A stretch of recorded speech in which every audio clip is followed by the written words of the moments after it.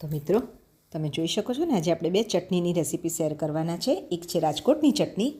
તો સૌથી પહેલાં આપણે એની માટેનું મેઝરમેન્ટ જોઈ લઈએ. અહીંયા મેં હાફ કપ સિંગદાણા લીધા છે, હાફ ટીસ્પૂન હળદર છે, મરચાં છે લીલા, લીંબુના ફૂલ છે 1 ટીસ્પૂન અને હિંગ છે.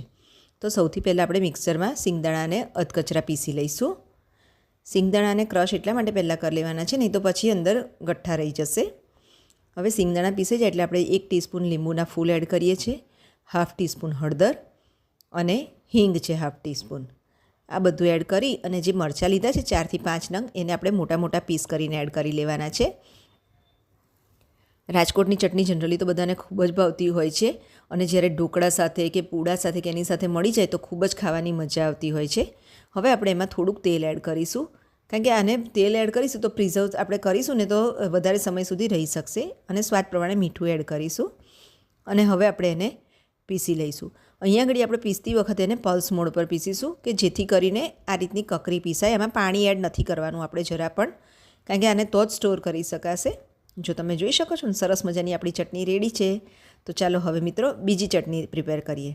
અહીંયા લસણ લીધું છે મેં 100 ગ્રામ જેટલું, મરચાં છે લગભગ 7 થી 8 નંગ, આદુનો 2 ઇંચનો ટુકડો છે, એક લીંબુ છે, 10 કળી લસણ છે અને લીલી હળદર છે.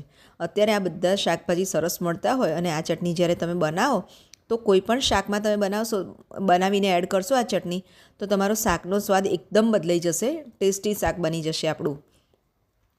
આ રીતે મેં લસણ અને મરચાં અંદર સમારીને લઈ લીધા.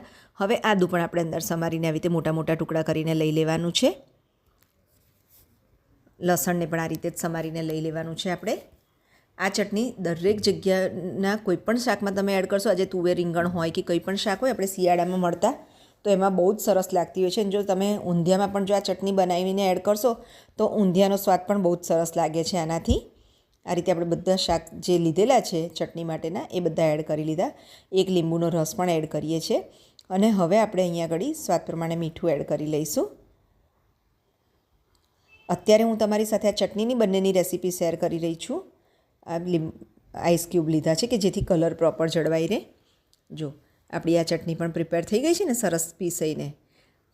તો હવે આને પણ આપણે સર્વ કરી લઈએ.